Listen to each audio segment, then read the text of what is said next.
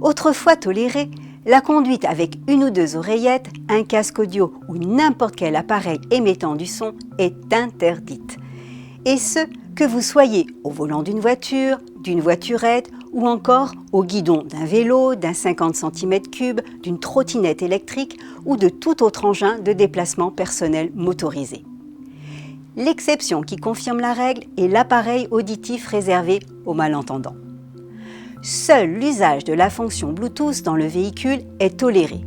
Sinon, au même titre que conduire avec un téléphone en main, l'amende est de 135 €. Un retrait de 3 points est aussi possible, sauf si le véhicule n'exige pas de permis, comme pour un vélo ou un scooter de moins de 50 cm3. Il faut savoir aussi que ce type d'infraction est relevable à distance, autrement dit sans interpellation. Dans ce cas, c'est le titulaire de la carte grise qui est redevable de l'amende et du retrait de points.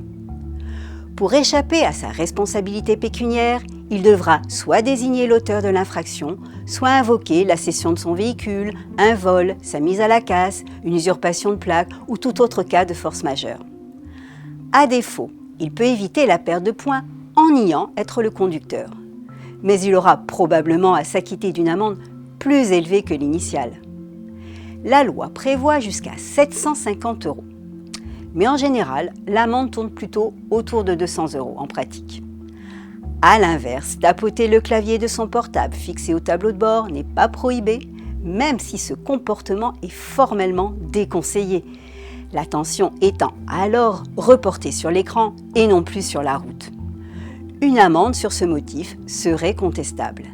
Mais attention, vous pouvez quand même écoper d'un PV de 35 € si l'agent estime que vous n'étiez pas capable d'exécuter commodément et sans délai toutes les manœuvres vous incombant. Voilà, vous savez tout. Alors pas d'imprudence, bonne route et à la semaine prochaine.